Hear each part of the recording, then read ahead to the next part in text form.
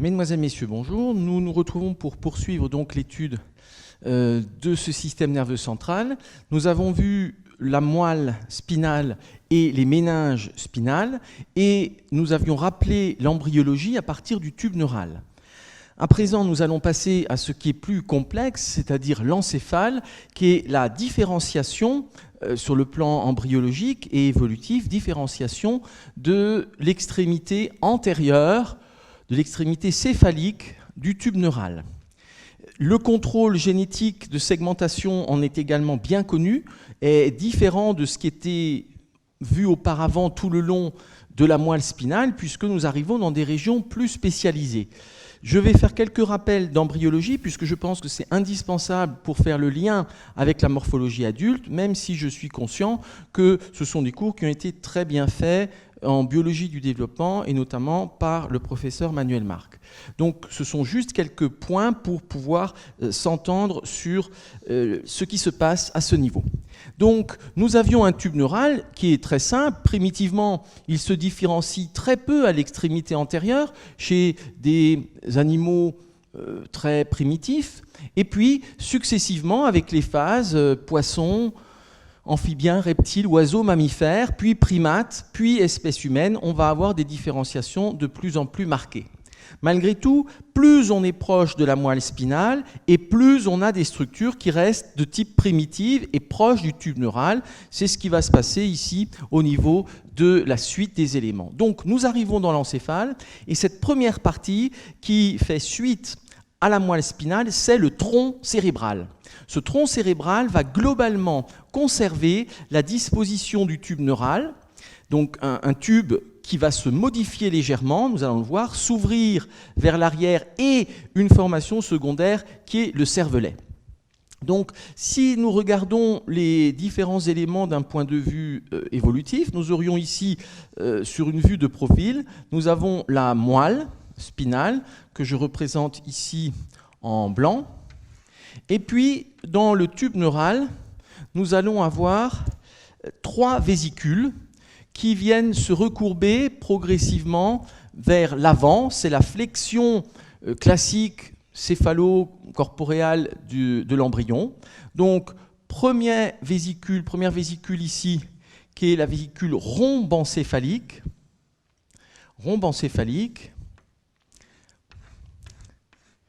Ici. Puis, nous avons, donc c'est un renflement du tube neural. À l'intérieur, nous retrouvons la même disposition avec un canal central.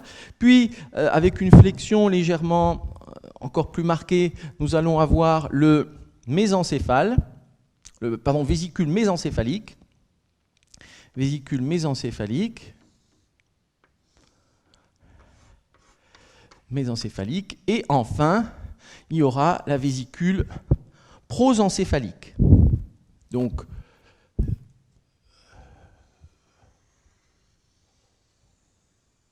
voilà les différents éléments.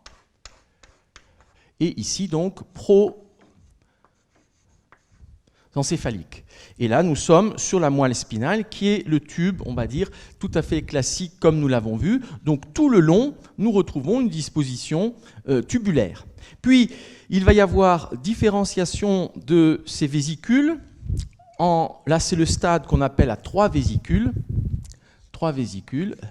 Et puis, il va y avoir une différenciation en un stade à 5 vésicules. Et là, 2 des vésicules vont se diviser pour arriver au stade à 5 vésicules avec des flexions supplémentaires.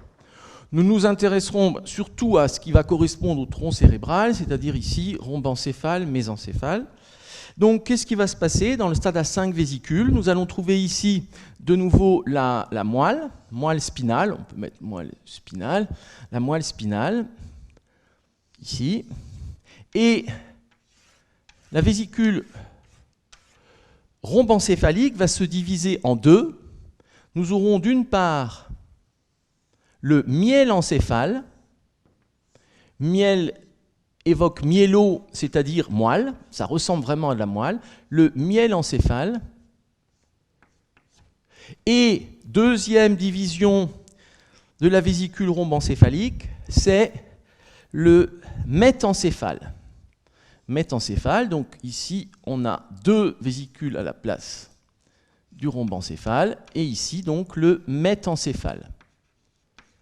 La vésicule mésencéphalique reste unique, et avec une flexion qui se fait progressivement vers l'avant.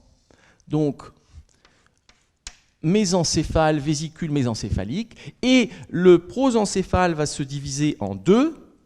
D'une part, la vésicule diencéphalique, qui là va présenter une flexion nette vers l'avant et partir finalement en direction presque antéro-postérieure ou antéro-postérieure. Voici ici la vésicule diencéphalique qui provient de la division du prosencéphale.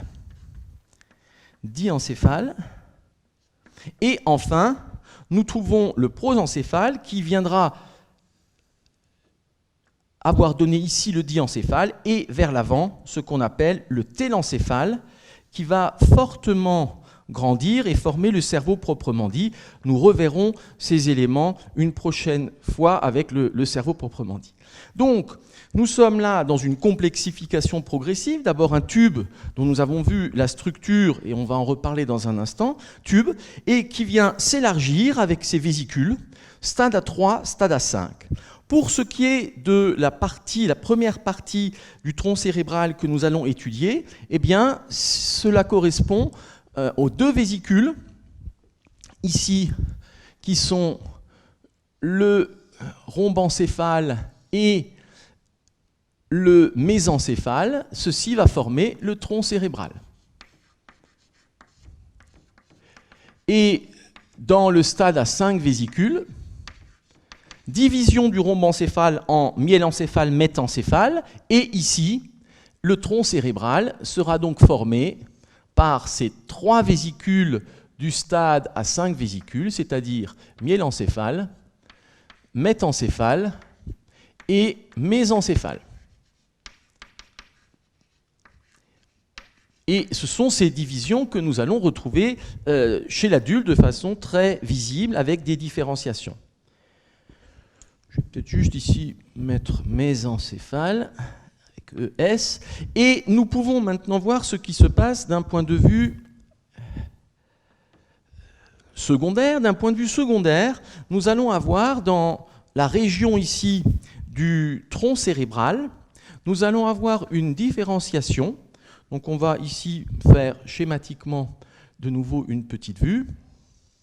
Ici, différenciation de cette région du tronc cérébral. Ici, la moelle.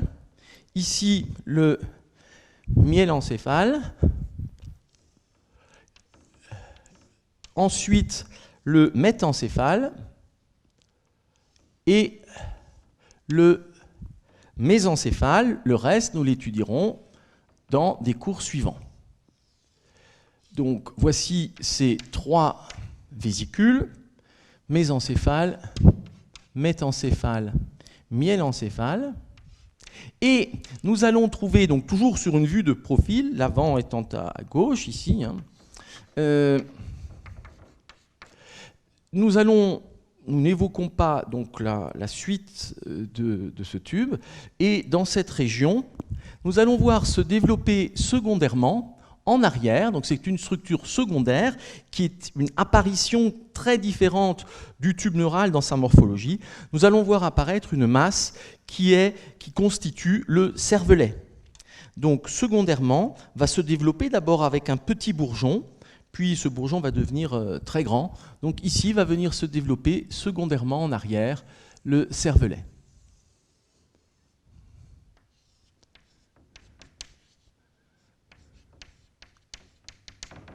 Donc voilà cette différenciation secondaire. Ce cervelet est quasiment inexistant ou très très réduit, on va dire, chez les poissons, et vient se développer progressivement et caractérise en particulier les mammifères et les primates par sa complexité. Donc d'un point de vue évolutif, d'une part dans l'ontogénèse, ce que nous voyons ici, 3 vésicules, 5 vésicules, c'est une structure secondaire, mais c'est également une structure secondaire dans la phylogénèse. Et donc il est très intéressant pour bien comprendre le système nerveux, eh bien, de voir ce qui se passe effectivement dans l'évolution des vertébrés, poissons, amphibiens, reptiles, oiseaux, mammifères. Donc voici ces éléments. Et nous allons encore maintenant, d'un point de vue de l'embryogénèse, pour comprendre mieux la suite, bien voir que au niveau de cette portion du tube neural, tronc cérébral, donc initialement, nous avons une structure qui est tubulaire, qui est ici tubulaire et avec à l'intérieur le canal central. Ça, c'est la disposition primitive que nous avons vue au niveau de la moelle spinale. Nous pourrions éventuellement rappeler que la substance grise est profonde et la substance blanche périphérique, mais ce n'est pas une nécessité obligatoirement ici. Et nous allons voir que progressivement, à ce niveau, eh bien, il va y avoir une dilatation du canal qui va ici se faire surtout vers la région dorsale. C'est-à-dire que je garde à peu près la même échelle, bien entendu les éléments grandissent de taille en même temps. Donc nous allons avoir ici une dilatation de ce canal qui en plus devient postérieur, dorsal. Voilà ce canal qui grossit et qui donc vient former ce qu'on appelle un ventricule.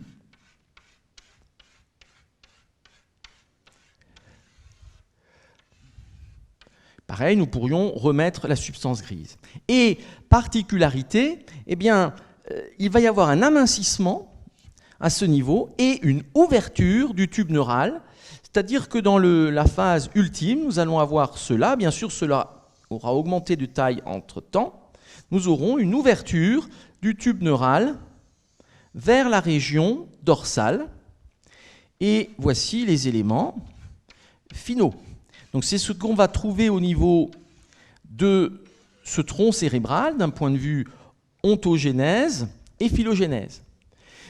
Ceci est donc une coupe transversale et nous sommes là en région dorsale. Dorsale, c'est-à-dire ici vers l'arrière, la région avant c'est ventral et dorsale c'est dans l'autre sens. Donc cette ouverture, alors si l'on regarde ce qui se passe avec les différentes membranes que nous avons évoquées, je vous rappelle que nous avons vu que le canal central était ici entouré par une membrane qui s'appelle l'épendyme et que le tube neural, lui, est tapissé par une fine membrane qui est la pymère. Donc au niveau de la dilatation qui va se produire du canal central qui forme un ventricule, eh bien nous trouvons ici toujours l'épendyme qui tapisse le ventricule. Et en périphérie, nous avons la pymère ici qui tapisse le tube neural. Avec l'ouverture qui correspond en fait à un amincissement progressif puis une disparition de la substance nerveuse, eh bien nous allons avoir ici l'épendyme qui vient se mettre en contact avec la pymère qui tapisse la périphérie du tube neural. Et donc, la cavité ventriculaire, ici, viendra sur la région dorsale être fermée non plus par de la substance nerveuse, mais par une très fine membrane translucide, quasiment comme du papier à cigarette, qui se déchire très facilement et qu'on appelle la toile choroïde. La toile choroïde, c'est une membrane qui correspond à l'accollement entre l'épendyme et la pymère, au niveau d'un ventricule et de l'ouverture dorsale de la substance nerveuse. Donc en stade évolutif, c'est comme cela. Si l'on agrandit ce qui se passe ici au niveau de l'ouverture et de la toile choroïde, eh bien nous allons avoir les bords de la substance nerveuse ici, bord de la substance nerveuse, donc c'est un agrandi, voilà la substance nerveuse, et le niveau de l'ouverture, le bord de l'ouverture, qui forme donc un orifice, va être délimité par une petite bande fibreuse que je mets ici en violet et qu'on appelle le ténia. Et donc, en fait, il faut imaginer, bien sûr, c'est une coupe, il faut imaginer cela sur quelque chose de tridimensionnel, et ce sera effectivement un cadre qu'on réétudiera. Donc nous sommes là sur le ténia, c'est le bord de l'ouverture, il y a deux orthographes possibles, soit T-E-N-I-A, soit comme à l'ancienne, T-A-E-N-I-A. Les deux sont admis. Le ténia, c'est le bord de l'ouverture, et la toile choroïde est tendue comme une toile sur un cadre, la toile d'un peintre, est tendue dans ce cadre qui est le ténia. Donc, pour décrire une toile choroïde, il suffit de décrire le ténia et la toile est entre les deux.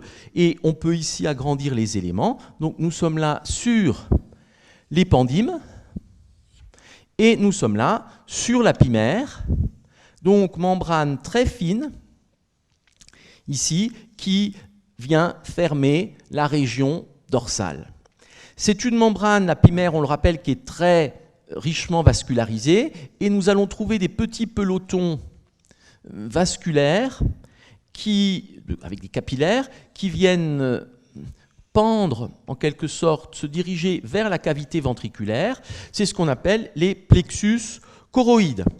C'est là de l'anatomie générale, mais qui va trouver son application, bien sûr, dans la description chez l'adulte de ce ventricule. Alors, qu'est-ce qu'il y a comme élément? Je vous rappelle qu'à l'intérieur du canal ici, nous avons du liquide cérébrospinal et nous avons également du liquide autour. C'est ces croix que je mets, liquide cérébrospinal autour et liquide cérébrospinal dans la cavité ventriculaire. C'est-à-dire qu'ici, nous avons du liquide cérébrospinal dans la cavité ventriculaire, du liquide cérébrospinal autour et une membrane extrêmement fine, donc vraiment comme du papier à cigarette, qui vient fermer les éléments. Donc à travers cette membrane fine, du liquide cérébrospinal d'un côté, du liquide de l'autre. C'est ce que nous pouvons replacer ici. Voilà le liquide qui est autour de l'encéphale et du tube neural. Et ici, le liquide qui est à l'intérieur de la cavité ventriculaire. Donc ceci s'appelle un ventricule. Ventricule qui correspond à un élargissement du canal primitif, canal central primitif, tapissé ventricule, tapissé d'épendyme, et avec cette toile choroïde en arrière. Ceci est donc la théorie en quelque sorte, l'embryogénèse. Nous allons le revoir avec le tronc cérébral de façon plus précise. Globalement, ceci va se produire à 3 niveaux. Au niveau ici du tronc cérébral, c'est ce qu'on appelle le 4e ventricule, puis on le verra au niveau du diencéphale, au niveau du télencéphale. Donc ici, ce sera un ventricule très spécifique qui appartiendra au tronc cérébral et qu'on appelle le ventricule rhombencéphalique. Pourquoi? Parce que je vous rappelle qu'ici, nous sommes sur le rhombencéphale qui a donné son nom à ce ventricule. Donc voici pour cette anatomie générale, et donc il faut avoir cela en tête pour bien comprendre la morphologie adulte. Donc ceci nous montre, puisque l'ouverture est dorsale, que quand on va faire une vue antérieure du tronc cérébral, nous trouverons des éléments fermés. En revanche, pour faire une vue postérieure, il faudra 2 choses. D'une part, il faudra chez l'adulte couper le cervelet, qui vient cacher la face postérieure du tronc cérébral. Il faut couper le cervelet et on verra donc l'ouverture de la substance nerveuse avec le ventricule et notamment ici le plancher du ventricule. Voilà pour ces premiers éléments de présentation, et nous allons maintenant passer donc à la morphologie du tronc cérébral. Le tronc cérébral de l'adulte mesure environ 7 cm et demi. 7 cm et demi, je vous rappelle, un travers de doigt, c'est 2 cm. Donc en fait, le tronc cérébral, c'est un petit peu moins que la largeur de la paume. 7 cm et demi, et il y a 3 parties dans le tronc cérébral adulte. Ces 3 parties correspondent aux 3 vésicules du stade à 5 vésicules, myélencéphale et métencéphale qui proviennent du rhombencéphale et le mésencéphale qui reste tel que.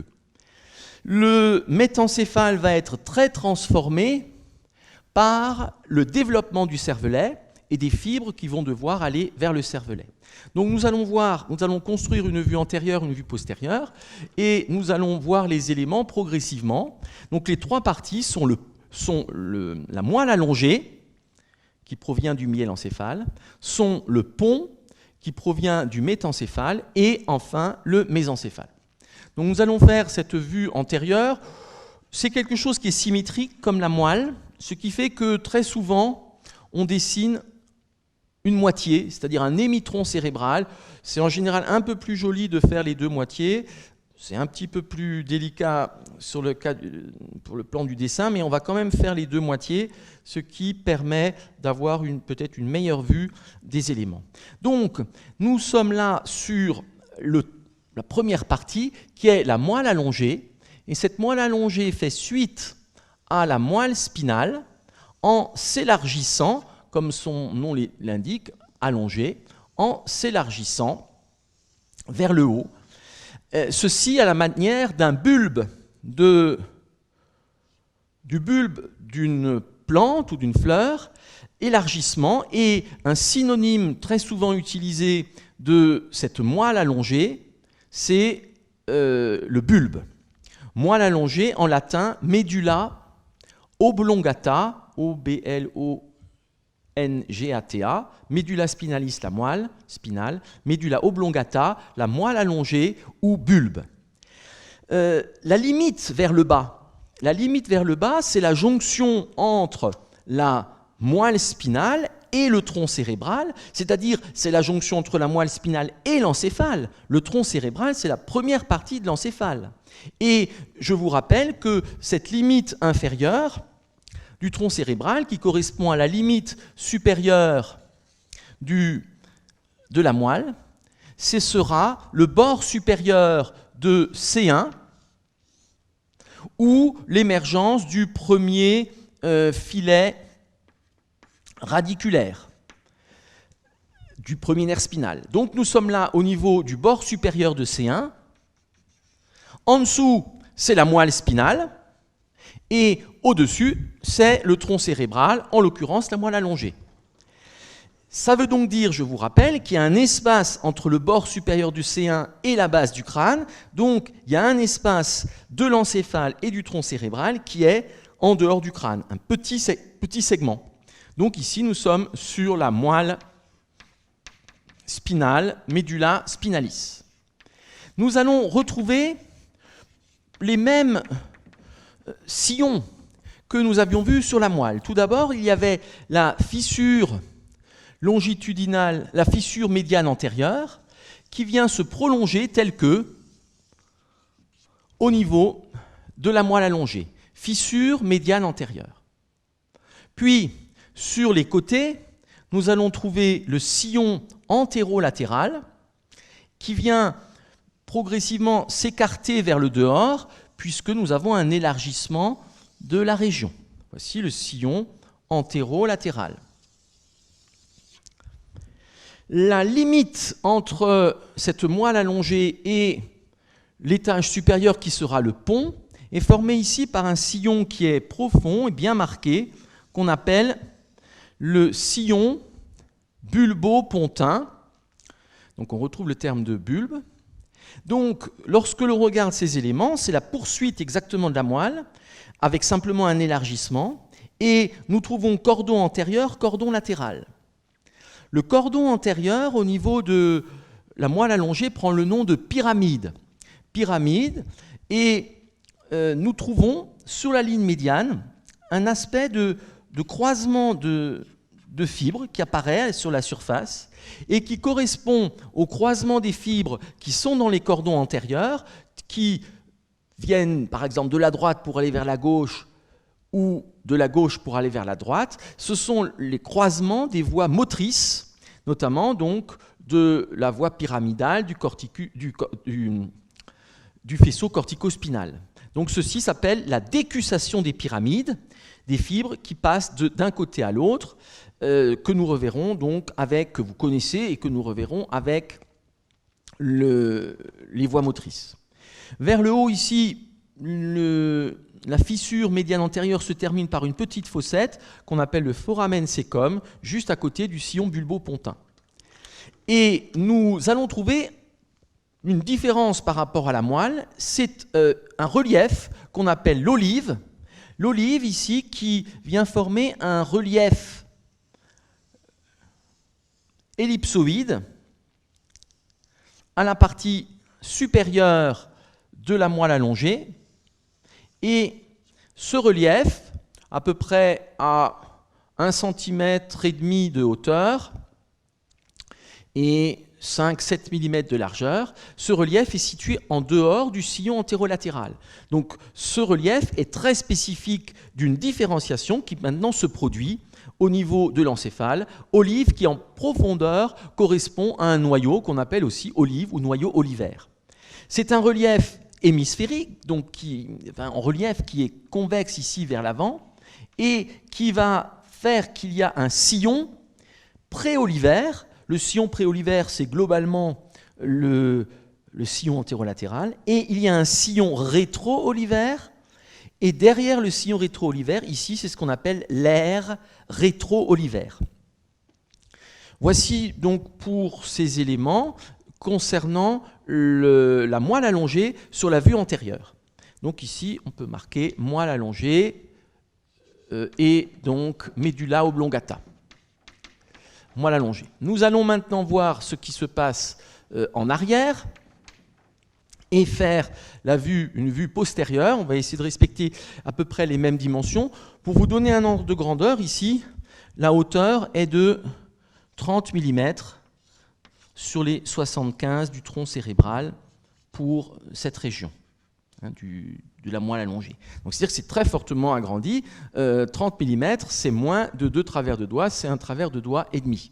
Donc nous allons faire ici la vue postérieure, nous allons construire une vue postérieure où nous allons voir que les éléments là vont maintenant être transformés, c'est ce que nous avons dit, puisque nous allons avoir l'ouverture de la substance nerveuse dorsale qui va venir participer à la paroi postérieure et donc au ventricule qui est dans cette région. Donc nous retrouvons théoriquement les mêmes contours en arrière, c'est-à-dire ici l'élargissement progressif de la moelle au niveau de la région de la moelle allongée ou bulbe.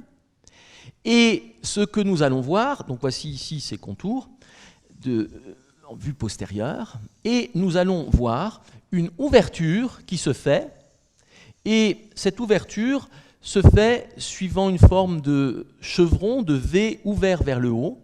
Voici ici cette ouverture de la moelle allongée vers l'arrière. C'est-à-dire que, à partir de là, ce sera la toile choroïde, il n'y a plus de substance nerveuse. Sur la vue postérieure, nous étudierons la région ouverte dans une deuxième heure. Sur la vue postérieure, c'est la prolongation de la face postérieure de la moelle spinale, et nous allons retrouver les mêmes sillons. C'est-à-dire que nous trouvons le sillon médian postérieur, qui vient se terminer vers le haut, au niveau de l'ouverture, par une petite structure fibreuse qu'on appelle obex. L'obex, donc, qui est ici au niveau de l'ouverture, obex. Puis, à la face postérieure de la moelle spinale, et ici les moelles allongées, nous trouvons le sillon postérolatéral. Sillon postérolatéral, qui prolonge celui de la moelle spinale, et à la partie haute de ce sillon postérolatéral, nous trouvons un renflement qu'on appelle le tubercule trigéminal, qui évoque ici le nerf trijumeau, car en effet, ce relief est formé par une partie du noyau du nerf trijumeau, le nerf donc 5, cinquième paire de nerfs crâniens. Donc tubercule du nerf trijumeau. Donc là aussi, c'est maintenant une différence au niveau du tronc cérébral, nous trouvons des noyaux de nerfs crâniens. Je vous rappelle qu'à la face postérieure de la moelle spinale, nous trouvons également un sillon intermédiaire, ceci à partir de la moitié supérieure de la moelle thoracique et moelle cervicale, donc le sillon intermédiaire, et ceci vient délimiter cordon latéral en dehors, cordon postérieur entre le sillon postérieur médian et le sillon postérieur-latéral, et ce cordon postérieur est divisé en deux. C'est ce qu'on appelle le faisceau gracile qui est en dedans, faisceau gracile, et nous trouvons le faisceau cunéiforme en dehors. Faisceau gracile et faisceau cunéiforme sont donc deux parties, on peut dire aussi fascicule gracile, sont deux parties du cordon postérieur au niveau de la moelle allongée. Le faisceau gracile ou fascicule gracile est aussi appelé de Goll, faisceau gracile de Goll, et le faisceau cunéiforme qui est en dehors est lui souvent appelé le tubercule de Burdack, B-U-R-D-A-C-H. Et à la partie haute de ces faisceaux, nous trouvons deux reliefs hémisphériques, donc convexes, qui sont le tubercule gracile, dit tubercule de Goll, et le tubercule cunéiforme, dit tubercule de Burdack. Tubercule gracile et tubercule cunéiforme, qui correspondent à des noyaux en profondeur, qui sont donc là des zones cellulaires où viennent se terminer les fibres qui venaient du cordon postérieur. Donc gracile et cunéiforme. Donc voici cette face postérieure, et nous voyons la substance ici nerveuse qui est ouverte, c'est-à-dire qu'elle sera délimitée ici par le ténia, le cadre qu'on a évoqué. Voilà le ténia. Et nous verrons ici le plancher du ventricule, mais nous le verrons dans la deuxième heure. Vous voyez qu'une partie ici, le faisceau postérieur, vient se terminer dans ces noyaux, tubercule gracile et tubercule cunéiforme, et finalement il en reste peu de fibres en haut. Puis nous avons ici les fibres du cordon latéral. L'ensemble vient s'amincir pour former ce qu'on appelle le pédoncule cérébelleux inférieur. Ce pédoncule cérébelleux inférieur vient ensuite se recourber à angle droit vers l'arrière et vers vous pour aller vers le cervelet, et nous le comprendrons mieux par la suite. Nous pouvons maintenant revenir sur la vue antérieure, et ceci nous amène à la deuxième partie du tronc cérébral. Cette deuxième partie, c'est le pont. Le pont qui provient donc primitivement du métencéphale. Ce pont va être une structure très transformée parce que, au lieu d'avoir des fibres verticales, nous allons trouver des fibres transversales, et on voit la structure fibrillaire transversale quand on enlève la pimère. Fibres transversales, pourquoi? Parce que ces fibres, effectivement transversales, passent en pont au-dessus des fibres verticales pour aller vers le cervelet qui est en arrière, comme nous le verrons. Donc, voici ici le pont, qui est limité en bas par le sillon bulbo-pontin, et qui est limité en haut par le sillon ponto-mésencéphalique. Voici ici donc le pont. Et nous, sur les côtés, ce pont qui est constitué de fibres donc transversales, contrairement aux autres fibres en dessous et au-dessus qui sont verticales. Ce pont présente sur sa partie médiane une gouttière légèrement peu creusée, qu'on appelle le sillon basilaire, donc qui est une forme de gouttière, et de chaque côté, eh bien, c'est en relief, et ceci constitue les pyramides du pont sur les côtés. Ces fibres ici du pont partent vers l'arrière et légèrement le dehors pour constituer le pédoncule cérébelleux moyen. Donc nous sommes là sur le pont, et le pont se prolonge donc par les pédoncules cérébelleux moyens. Quelle est la limite entre le pont et le pédoncule cérébelleux moyen? C'est une limite théorique, c'est globalement ici une ligne qui est oblique vers le haut et le dehors. Et cette limite théorique correspond à l'émergence d'un nerf crânien dont nous parlerons tout à l'heure, qui est, et que vous connaissez par l'anatomie générale, qui est le nerf trijumeau. Donc, le niveau d'émergence du nerf trijumeau vient marquer la limite théorique entre le pont et le pédoncule cérébelleux moyen, et nous verrons bien sûr la jonction avec le cervelet par la suite. Si nous regardons ces éléments, le pédoncule cérébelleux moyen, et nous le verrons sur une coupe, part donc vers l'arrière pour rejoindre le cervelet, et pour voir cette région postérieure du tronc cérébral, il faut donc couper les pédoncules cérébelleux. Ce sont des cordons très épais, très importants, et que nous retrouvons ici sur la coupe postérieure. Voici ces pédoncules cérébelleux, donc très importants, que nous avons ici dû couper pour voir la région postérieure. Donc, pédoncules cérébelleux que nous coupons, qui viennent de l'avant du pont et qui viennent vers vous, vers l'arrière, que nous avons coupé. En arrière, nous aurions le cervelet.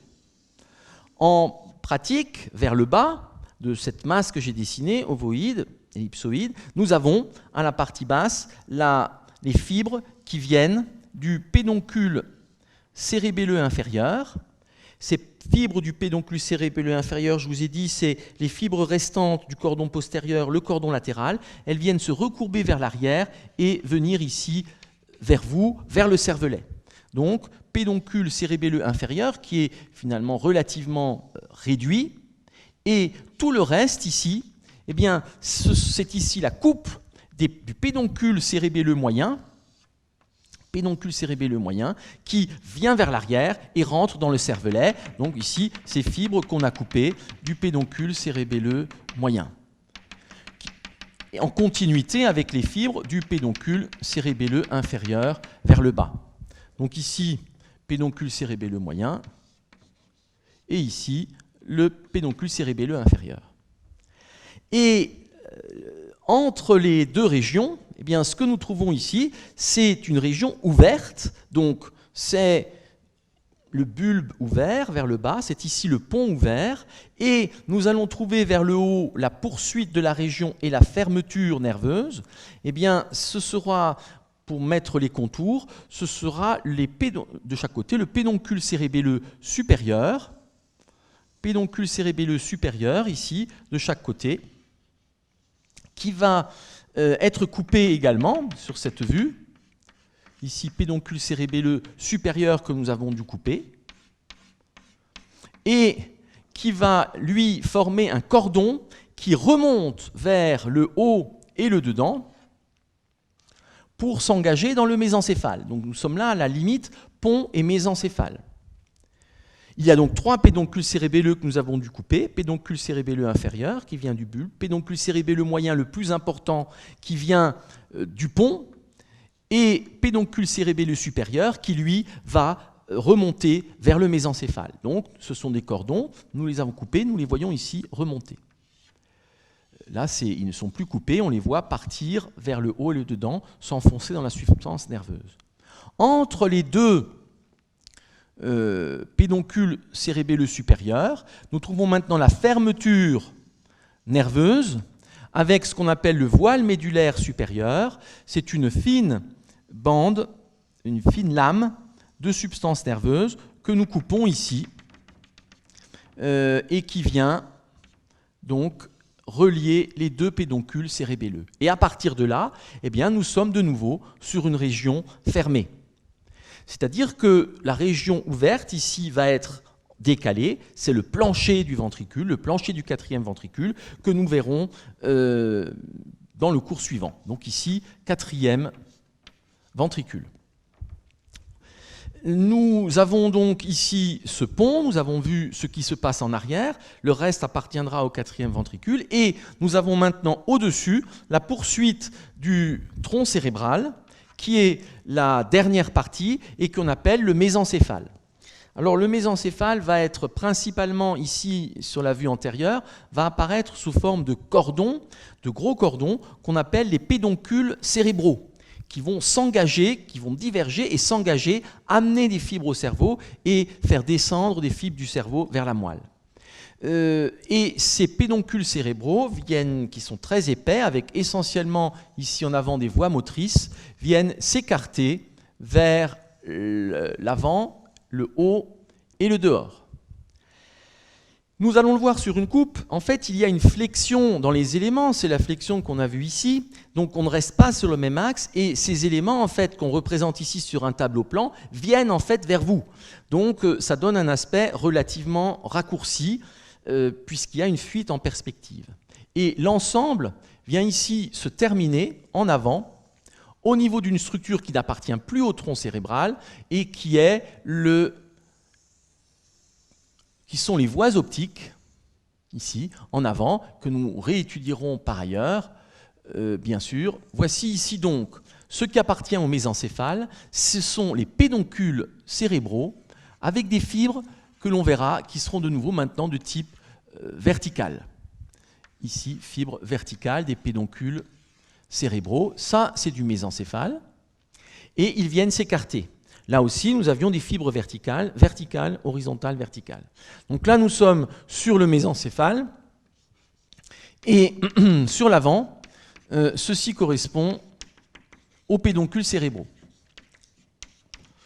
En avant, la jonction se fait, et là on est antérieur, se fait sur la région des bandelettes optiques, du chiasma optique que nous reverrons, et des nerfs optiques. Donc là, nous sommes sur le chiasma optique. Ça, ce sont les bandelettes optiques. On est sur la base du cerveau. Dans l'écartement entre les pédoncules cérébraux et les voies visuelles, nous avons ce qu'on appelle le losange optopédonculaire. Losange optopédonculaire ou fosse optopédonculaire. Pourquoi? Limité par les voies optiques, tractus optique ou bandelette optique, tractus optique, et le chiasma et les nerfs. Donc voici cette zone qui est globalement losangique, que je vais entourer de... on va le mettre en... Je réfléchis pour que ça ne se télescope pas avec autre chose. On va le mettre en marron, en ocre. Ici, dans cette région, voilà, cette région qui apparaît là, le losange optopédonculaire ou fosse optopédonculaire, c'est effectivement une région déprimée qui est entre les pédoncules cérébraux.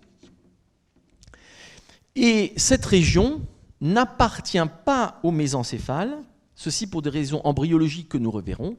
Cette région ici appartient au diencéphale, nous verrons pourquoi. Donc nous sommes déjà dans la partie suivante. Et dans cette région du diencéphale, pour compléter les éléments, nous allons trouver notamment deux reliefs hémisphériques qu'on appelle les tubercules mammillaires, droit et gauche. Puis nous allons trouver vers l'avant un relief en forme d'entonnoir qu'on appelle le tubère, qui va donner naissance à la tige de l'hypophyse et à l'hypophyse. Donc ici, les tubercules mammillaires ou corps mammillaires et le tubère, puis la tige de l'hypophyse que nous avons coupée. En arrière des corps mammillaires, nous trouvons ici une zone perforée qu'on appelle la substance perforée postérieure, par où entrent des vaisseaux. Et de chaque côté du tubère, nous trouvons ici une zone perforée qu'on appelle la substance perforée latérale. Nous sommes là dans du diencéphale que nous étudierons par la suite. Plus précisément, c'est ici de l'hypothalamus. Diencéphale à ce niveau. Lorsque l'on regarde en arrière, eh bien, en arrière, nous allons trouver les mêmes aspects, c'est-à-dire que nous allons trouver les pédoncules cérébelleux moyens qui vont vers l'avant, ici, vers le pont, et puis nous allons trouver l'écartement des pédoncules cérébraux qui viennent ici former donc un aspect d'élargissement du tronc cérébral vers le haut. Pédoncules cérébraux. Ces pédoncules cérébraux vont correspondre donc au mésencéphale en arrière. Nous en voyons ici le bord médial des pédoncules cérébraux, avec donc ces fibres qui, ici le pédoncule cérébelleux supérieur, et donc ces fibres qui sont caractéristiques, qui sont de nouveau des fibres ascendantes et que l'on voit bien. Pédoncules cérébraux, que voici. Et dans la partie mésencéphalique ici en arrière, nous trouvons une zone qu'on appelle la lame tectale. Lame tectale où nous allons trouver 2 reliefs de chaque côté, 4 au total. C'est ce qu'on appelle les colliculus. Colliculus inférieur, qui a une forme globalement hémisphérique, colliculus inférieur, et le colliculus supérieur, qui a une forme plus allongée, plus elliptique. Colliculus inférieur et colliculus supérieur. Il y en a un de chaque côté, ce qui fait que ça donne quelque chose de symétrique et assez typique, caractéristique, qui était autrefois dénommé lame quadrijumelle, puisqu'il y a finalement 4 jumeaux de chaque côté, les 4 colliculus. Alors en latin, théoriquement, c'est un colliculus des colliculi, mais les règles grammaticales françaises actuelles font qu'on dit un colliculus des colliculus, on utilise le terme français. Donc ici, des reliefs très caractéristiques qui sont ces colliculus, colliculus voulant dire petite élévation, colline, et le colliculus inférieur appartient aux voies auditives, le colliculus supérieur appartient aux voies visuelles. Nous trouvons ici, prolongeant les colliculus, des bras, le bras du colliculus inférieur, le bras du colliculus supérieur, qui vont vers le haut et le dehors, et ces bras, eh bien, sont toujours du mésencéphale. C'est ici la jonction avec ce qui se passe au-dessus, et ce qui se passe au-dessus, c'est le diencéphale que nous étudierons dans un prochain cours, et je change donc de couleur. Au niveau du diencéphale, nous voyons, surplombant le mésencéphale, nous voyons ici le volume postérieur d'un gros noyau diencéphalique, qui est le thalamus, que nous voyons ici, surplomber en arrière la région du mésencéphale et de la lame tectale. C'est ici le thalamus. On est dans du diencéphale et je l'ai donc mis en ocre. Voici le pôle postérieur du thalamus qu'on appelle aussi pulvinar. La partie postérieure du thalamus, c'est le pulvinar. Nous reverrons cela bien sûr, mais c'est la jonction. Et nous voyons que les bras des colliculus se terminent vers des reliefs qu'on appelle les corps géniculés. Corps géniculé médial, qui est dans la prolongation du bras du colliculus inférieur. Donc ici, corps géniculé médial, on abrège en général en CGM, qui appartient au diencéphale, qui est dans la continuité du colliculus inférieur et qui appartient donc aux voies auditives. Et puis, dans la continuité du bras du colliculus supérieur, ici proche du pôle postérieur du thalamus, nous trouvons le corps géniculé latéral qui, lui, appartient aux voies visuelles. Corps géniculé latéral, il y a bien sûr des continuités entre des structures mésencéphaliques et diencéphaliques. Et le dernier rapport que nous pouvons mettre, c'est une zone qui appartient aussi au diencéphale. Je vais mettre un jaune, nous le comprendrons mieux par la suite. C'est ici ce qu'on appelle la bénula. Donc je mets juste ces petites fibres jaunes ici à bénula. Et au niveau de la bénula est appendue la glande pinéale qui a une origine différente et que je mets ici en violet. Glande pinéale qui vient surplomber la lame tectale que nous voyons ici. Donc ici, glande pinéale qu'on appelle aussi le corps pinéal. Nous pouvons juste compléter un tout petit peu ce dessin en voyant ici partir les pédoncules cérébelleux en profondeur du mésencéphale, donc qui s'enfoncent ici dans le mésencéphale. Et ici, nous sommes sur le voile médulaire supérieur. Voici donc en arrière les choses qui sont plus complexes qu'en avant et nous verrons tout à l'heure, eh bien, dans un prochain cours, nous verrons ici cette région profonde. Le dernier point que je voudrais évoquer pour ce cours, c'est de faire une coupe sagittale antéro-postérieure. Donc sur cette coupe, nous allons retrouver un petit peu cet aspect de flexion. C'est donc bien pour voir les flexions et voir les rapports qui se font. puisque là, on a l'impression que c'est dans un plan, et je vous ai dit, en fait, ça vient se recourber vers l'avant. Donc, nous allons trouver ici, sur cette coupe, en respectant un petit peu les mêmes, alors on va peut-être juste remettre les tirets ici. Donc là, nous sommes bien sur le pont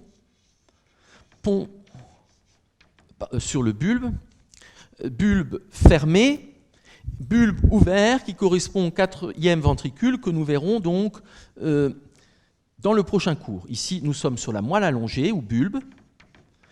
Ensuite, nous avons le pont qui est essentiellement ici le pont ouvert et limité sur les côtés par les pédoncules cérébelleux moyens qui viennent du pont. Et enfin, nous avons le mésencéphale qui est représenté par les pédoncules cérébraux et par la lame tectale. Tectale, ça vient de tectum qui veut dire le toit, c'est le toit de la région. Et enfin, au-dessus, que j'ai mis en ocre, c'est le diencéphale avec le thalamus et les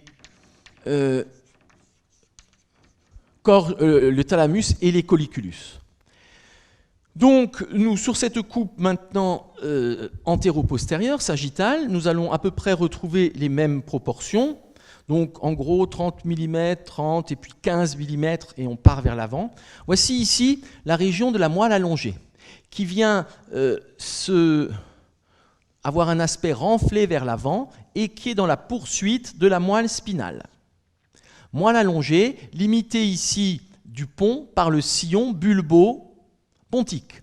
Je représente d'abord la face antérieure, puis nous allons avoir ici qui forme un très gros relief en forme d'anneau vers l'avant, qui est le relief très convexe ici du pont.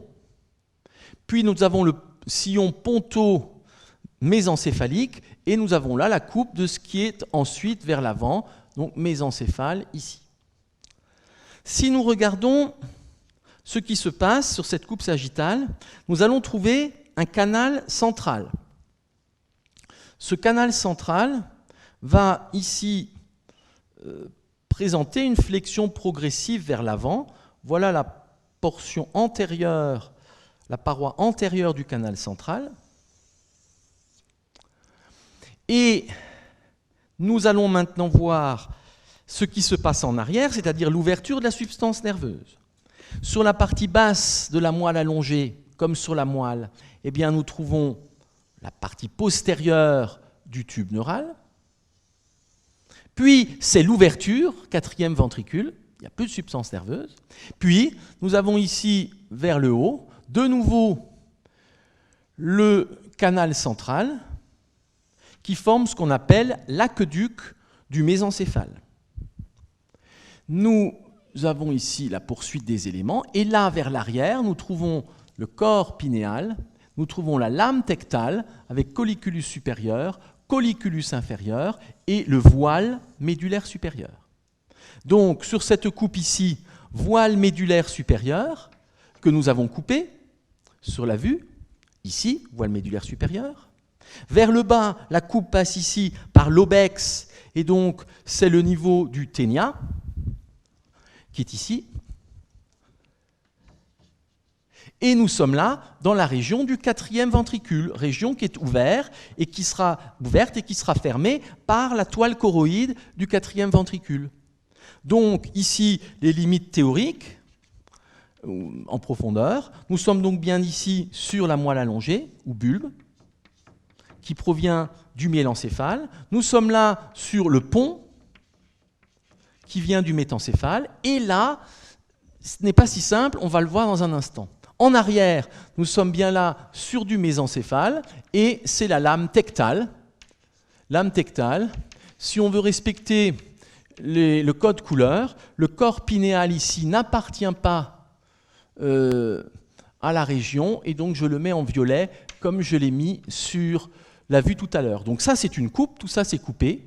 Appartient au mésencéphale à lame tectale, colliculus, voile médulaire supérieur, ici le pont,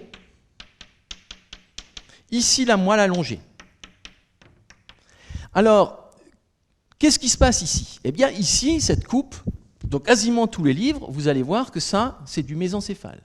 Mais ça ne peut pas être du mésencéphale, puisque la coupe qui se prolonge ici passe dans du diencéphale. Et on verra l'explication embryologique. Mais donc, c'est un raccourci qui est peut-être commode, comme ça, de dire sur la coupe, moelle allongée, pont mésencéphale, mais ce n'est pas du mésencéphale. Nous sommes là sur du diencéphale, comme nous le verrons par la suite. Le mésencéphale s'écarte sur les côtés, et le mésencéphale se retrouve ici en arrière, au niveau de la lame tectale. Mais ça, c'est bien du diencéphale. Nous sommes ici dans la fosse interpédonculaire. Donc là, vous verrez, les annotations dans la plupart des livres sont fausses, et du coup, c'est un petit peu compliqué quand on fait une IRM de comprendre ce qui se passe. Donc, il y a un écartement, le mésencéphale est sur les côtés, pédoncules cérébraux, ça, c'est du diencéphale pour des raisons embryologiques d'écartement du mésencéphale sur les côtés. On va terminer juste en montrant maintenant les méninges. Nous avons ici la pimère qui tapisse la face antérieure du tronc cérébral, pont, sillon bulbo-pontin, bulbe ou moelle allongée, puis c'est la jonction directe avec la moelle, et nous l'avons dit, le niveau, eh bien, ce sera ici le bord supérieur de C1, ou l'émergence du premier filet radiculaire. Dessous, nous sommes sur de la moelle spinale.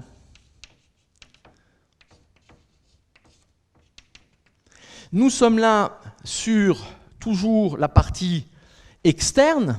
Donc ici, c'est bien recouvert de pimère. Là, ouverture de la substance, il y aura de la pimère qui va continuer, mais ce sera la toile choroïde. Vers le haut, ici, nous allons trouver la pimère qui tapisse la lame tectale, qui tapisse le voile médulaire supérieur et qui se poursuivra vers l'arrière, vers le cervelet. Dans le canal, nous trouvons l'épendyle. Donc voilà l'épendyle qui tapisse la paroi antérieure du canal, c'est-à-dire le canal central de la moelle spinale, le canal central de la moelle allongée ou bulbe fermé, puis nous allons ici arriver au niveau de l'ouverture, 4e ventricule, et là, il y aura l'accollement épendyle-pimère qui formera la toile choroïde du 4e ventricule. Vers le haut, donc la 4e ventricule élargie, vers le haut, nous trouvons ici l'épendyle qui tapisse l'aqueduc du mésencéphale, et ici, l'épendyle qui se poursuit dans l'élargissement ventriculaire. Donc, nous avons canal central de la moelle spinale, canal central de la moelle allongée, le 4e ventricule qui est une dilatation, on pourrait presque écrire ça en vert aussi, 4e ventricule, avec donc du liquide à l'intérieur, du liquide à l'extérieur et l'aqueduc du mésencéphale. Et pour orienter cette coupe, eh bien, nous avons l'avant ici vers la gauche. Voici pour ces premiers éléments concernant le tronc cérébral et sa morphologie, et nous continuerons dans le prochain cours par une reprise un peu de la morphologie, voir la vascularisation, les nerfs crâniens et commencer les rapports avec le cervelet. Je vous remercie pour votre attention.